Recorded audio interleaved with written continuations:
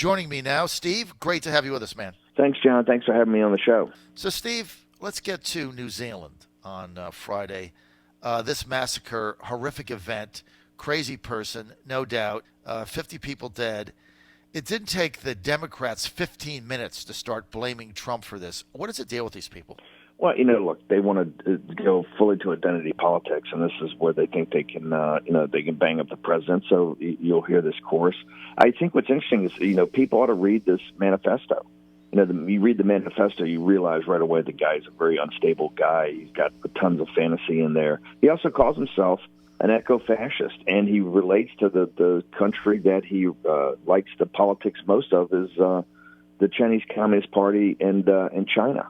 And so, I think it's one of the reasons you can't get your hands on this manifesto, because I think once you read the manifesto, he's got one passing reference, very short, to Donald Trump, and then he pivots and says he doesn't agree with any of Trump's policies, doesn't agree with any of Trump's politics, but he calls himself an eco-fascist, and then relates to being, the party, the country he thinks has the best governance is the Chinese Communist Party in China. And so I think it's, once again, as soon as something like this happens, before the dust even settles, they're just all over Trump in this just unrelenting chorus to link President Trump to these nut jobs that they go out and do these horrific shootings. Look, if the Democrats want to play identity politics, and obviously they want to, and I said this in the 16 campaign, President Trump just has to keep focused on the basic promises he made the American people about the wall, about bringing manufacturing jobs back from China, about getting out of these pointless foreign wars. He just, deconstruction administrative state, get the judges in there, just keep doing what he's doing, look to build a strong economy of which working class and middle class people participate in, and let them deal with the identity politics, and we'll see how this turns out. So all he's got to do, I think, is just focus on what's most practical and what he needs to focus on. Well, Steve, there's been a lot of criticism for the president that for all of his promises, there's things he has not gotten done. For instance, we still have troops in Syria. We still have troops in Afghanistan. There was an article in the Wall Street Journal Sunday saying that the neocons had talked him out of withdrawing out of Syria, although he's disputing that, and Dumford did also. And then also they're saying, well, we don't have a wall and we're not getting the money, and Ryan didn't do anything. How does he combat all that going into these elections? For your audience, the next 5 or 6 months are just going to be what I call the gauntlet, right? Look, elections have consequences, and we have to embrace something. We lost, and I think we lost pretty badly in the House races in 2018. If you gross up the vote, it was like 52-46. I think real concentration of these House races, and Dave Bratt and Taylor down in Virginia Beach. If we focus on these House races, I think 20 of the races were around 1,000 votes apiece. Right. But we are where we are, and you have to live with those consequences. And the consequences are that Democrats, no matter what's the smiley face that Nancy Pelosi puts on it, is that he's going to have to run a real gauntlet, I think, over the next 5 or 6 months of just these horrific investigations by the House. And the whole city, as you know, is kind of waiting for the Mueller report. Everything's kind of in hang fire until that's dropped. The Democrats obviously are going to weaponize that immediately, and you're going to have a series of investigations. You have Nadler, you have Schiff at House Intel, you have a whole slew of others. Not that it's not their constitutional right. The House is supposed to be the investigative apparatus to oversee any administration.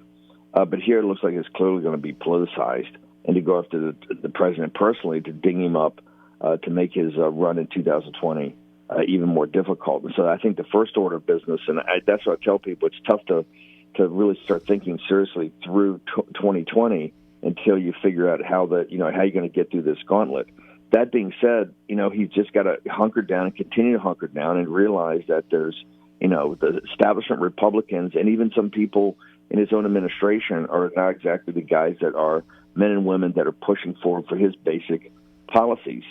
He's now in this dogfight over the border wall. And what's stunning, we were doing a rally for the Build the Wall project last week in Michigan, and actually went to downtown Detroit and had I think 750 or 800 people showed up on a Thursday night to talk about building a wall, which they're going to put $25-50 in to actually get it done. On the same day, 12 Republican senators, half of whom if he had not endorsed them, would have not have dragged them across the finish line to have their jobs, voted against him. And I think that rebuke, and that's what it was, it was a rebuke by Mitch McConnell and the establishment Republicans of the president on his signature issue, an issue that everybody knows he's got to start to deliver on to actually win in 2020. And so I think where we stand today is that the president, once again, is not only fighting the permanent political class in Washington, D.C., what we refer to as a swamp, but that permanent political class of donors and political apparatchiks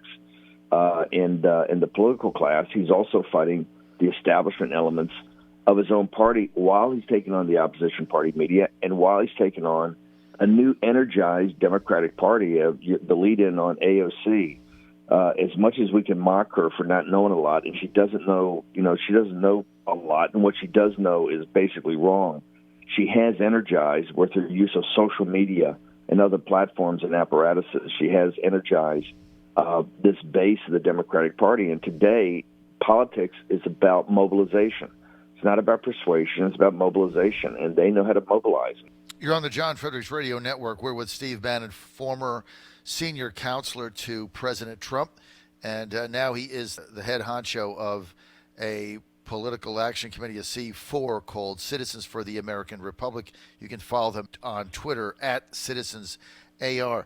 Steve Bannon, tell us a little more about your effort with collecting private funds for getting a wall built. Like, how does that work? That's not like bonds. This is Brian Kofage, the triple amputee. He's the most wounded veteran who lived in the history of the Air Force. He's a triple amputee, absolutely gave all for his country in Iraq, and just this horrific wounding that he survived, and how he survived, I don't know, but he's just one of the bravest guys I ever met. And the pain he goes through every day just to live and to move around is remarkable.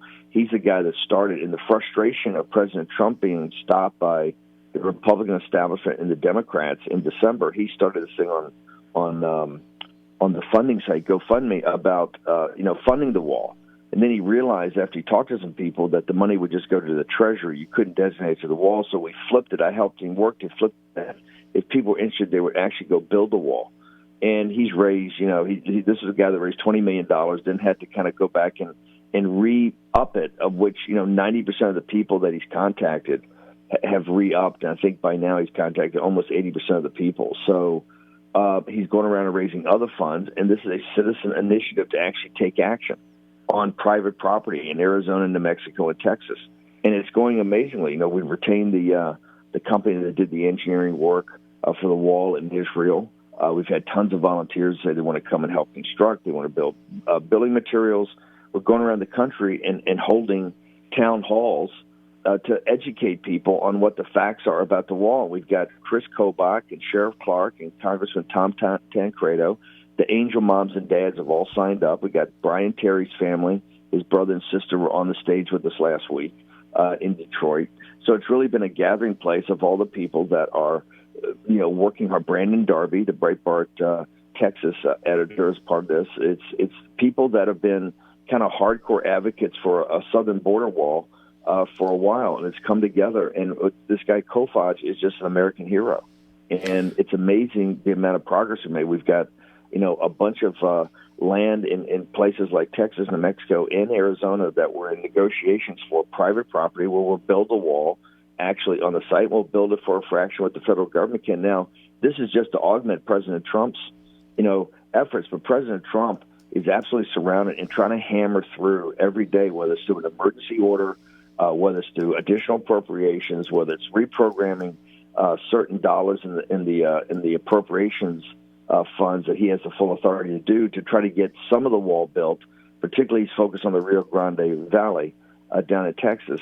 We're right now focused on other areas to augment what he's trying to do. But the thing that I'm most excited about, you're going around the country, and like I said, we were in Ohio and in Michigan last week to say, hey, the border crisis is just not down in Douglas, Arizona. It's just not down in McAllen, Texas. The border crisis is a national crisis, and that crisis is as bad in central Ohio as it is in central Michigan, with the opioids, with the crime, with the collapse of social services. That this is a problem for every American. And what's really I think energized me on this project is that you go out to the Midwest, and people are just as enthusiastic as the town hall we had. We had a town hall, I think, 40 miles from the border down south of Tucson. That crowd was just as energized as the crowd we had in Michigan and Ohio last week. So people in your audience should understand the working class folks and the deplorables have not forgotten this issue, and it's an issue that's burning brightly in their lives, and they're prepared to volunteer and prepared to participate in this. We're with Steve Bannon, Citizens for the American Republic. Follow him on Twitter at CitizensAR. Steve, if our listeners want to get involved here, they want to donate for this this initiative, which, as I understand it, it's not like giving money that goes to the general treasury.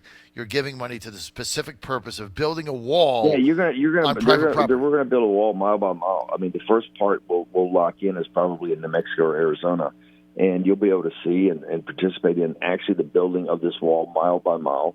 And right now, like I said, I think there's 3 pieces of property we're in advanced negotiations for to actually build it and maintain it right on private property in these high volume, dangerous areas with ranchers that will sit there and tell you, hey, I need this wall. I've got coyotes coming up through here. I've got cartel guys coming up through here. I've got people that are gaming, the very benevolent asylum system the United States has, because we're a very welcoming country on political asylum. You've got guys gaming the system every day on economic asylum, which obviously we can't have a system on that. You have the entire world here. So, it's to stop the games that are being played on the southern border. We need a wall. The wall's not 100% solution for the huge problem we have on our sovereignty and rule of law on the southern border. So where do people go if my listeners right now want to put in I think the easiest way is just go to webuildthewall.us. If you go to webuildthewall, just Google We Build the Wall. It'll take you right to the site. Or you can still go to the GoFundMe page. We Build the Wall. We've got a website up also, so you just go and you'll see everybody that's participating in this. From Kurt Schilling to Sheriff Clark to Tom Tancredo these are all hardcore, people that have advocated building the wall for many, Tancredo's case, many decades. Right. And so it's really, I think, the coming together of people that are serious about this. People are getting to a level of frustration that they want to figure out how to participate, how to take action, how to get involved. And I tell people the 2 best ways to participate is number 1, if you're out there and frustrated, become a precinct man in your precinct. You can help take over the Republican Party and stop this thing that happened last week of this direct insult to President Trump. The way to do that is go become a precinct man in the Republican Party. Number 2 is go to sites like We Build the Wall and other sites out there that allow you to volunteer and take action.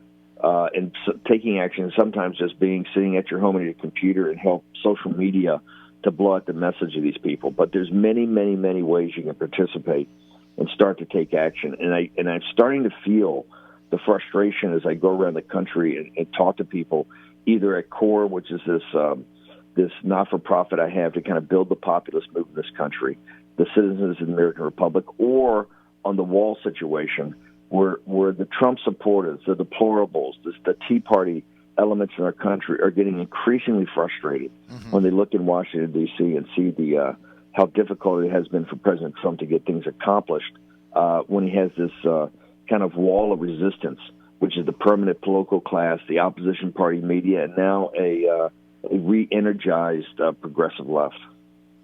I just got a text here from Joseph in Suffolk who said, I just went there and put in $20, and I would encourage others to do that. So you already got at least, I got one text here. Joseph put in $20 too. He said, webuildthewall.us. So this is real money. I mean, you put this money in, it is going to go towards actually you building a wall. And as Steve Bannon just said, this isn't just about people living on the border. It's people living anywhere in the United States that want to have a country based on the fact that we have this illegal crisis going on. Steve, I want to get to the 12 senators yet you mentioned that voted against the president's or for the resolution rebuking the president's national emergency order the president vetoed that, so it isn't going to matter. But you're really taking issue with that. Some people have said it was a symbolic vote. It didn't matter. The president was going to veto it. At the end of the day, who cares? Why do you think those 12 matter? I think it matters a lot. I think this is a signature issue. We have to show. Look, one of the reasons we got beat in 2018, and people got to get very focused about 2020, is that the Democrats have a tendency to really hang together. Right? This is just not an issue. This is the issue. This is probably the central issue besides the China situation with manufacturing jobs, probably the two most important issues of President Trump's presidency, and quite symbolic. And so, no, I don't think this was a symbolic vote at all. I think this is a rebuke of the president, and I think it's outrageous that he had to go and veto this. Right? Obviously, that was just a kind of an administrative function to do this. But this is a central thing, and it shows you why we don't have the wall today. Why don't we have the wall today? Because Paul Ryan and Mitch McConnell never had the president's back in trying to fight this thing through in the first 2 years when we had control of every branch of the government. Right? That's why it was the Republican establishment resistance. They have no interest, John, as you and I have talked many, many, many times.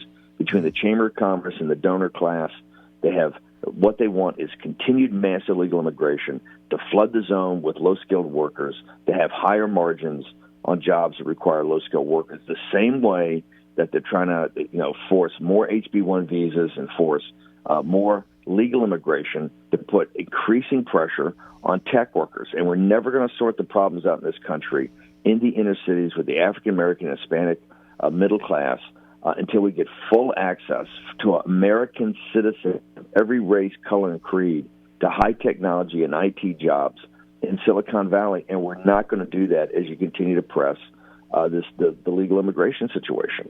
And that's just a brutal reality. I mean, this is about, I went to Harvard Business School, worked at Goldman Sachs in the Mergers and Acquisition Department. I can do the math, okay? This is all about higher operating margins, and it's to suppress wages. It's quite simple what's going on here. That is the struggle President Trump has had from day one, and to me it's outrageous that they would and just all it does is feed the left, and it makes President Trump weaker. People should understand, and these Republican senators should understand that this is, and people in these states, you should ask yourself, would Roy Blunt be in the United States Senate if Donald Trump hadn't dragged him across the finish line in the closing days of 2016, right? No. Would Wicker even be a senator down in Mississippi if President Trump hadn't endorsed him, right? Would Chris McDaniels not have taken on Wicker and beaten him if President Trump had backed McDaniel? No, he gave Wicker the endorsement. That's why Wicker's in the United States Senate. Yet from Mississippi, he flips on him on this. And I don't think it's just symbolic. I think it's another thing, and President Trump gets beat up in the media, and it sends a signal that you don't need to have his back. Look, the war in Yemen has not been exactly run to the way people, from the Saudis and our other allies in the UAE, has not been run in the way you want allies to run it. But in the last couple of weeks, the president's been rebuked on the Yemen situation. He's now been rebuked on the wall. And trust me, people in Washington, D.C., as you know, John, are watching this very closely about how the Senate has the back of the President of the United States. And let's be frank, the Democrats are focused on impeaching President Trump in the House of Representatives, of which they control. And they're going to look to weaponize the Mueller report. They're going to look to Jerry Nadler's Judiciary Committee. He said he's going to have a potential 56 other investigations, including with Adam Schiff at House Intel, all of the president's finances. And so the Senate is looked at as the bulwark against any type of shenanigans against the president in this impeachment process. I don't think it bodes well when you start seeing the president losing votes in a Republican-controlled Senate. I think it sends an incredibly negative signal, and I think it emboldens the president's enemies. And so President Trump's got enough to worry about. He's got Captain Bolsonaro from Brazil in for the next couple of days, an absolutely central strategic partner. We finally have Brazil, which is one of the potentially most powerful nations on earth, that now is with a guy like Captain Bolsonaro, who is the Trump of the tropics, and wants to do an overall alliance with the United States, get closer to the United States, start to turn around Latin America from these cultural Marxists. He's in town for very complicated meetings and discussions over the next couple of days, and the president's got to deal with all this other nonsense that's dumped on him by certain elements of the Republican Party. And to me, I just found it outrageous. We got enough opponents that we don't need to have more opponents inside the president's tent. It just puts another burden on him, on a guy that we should be trying to figure out how to take burdens off instead of how to put more burdens on. And you actually had an event on Saturday for a movie with Eduardo Bolsonaro, right? Yes, Olavo de Carvalho, who's one of the great conservative thinkers. He's actually the political philosopher he lives in exile in Richmond, Virginia. He's lived there for, I think, 10 years. And he is one of the great conservative and traditionalist political philosophers in the world, and we're trying to get his thought out there more. If it was not for him, there wouldn't be a Captain Bolsonaro as president of Brazil. And so what we did is showed a film. And here's the amazing thing. We had 100 people show up, including 20 different nationalities.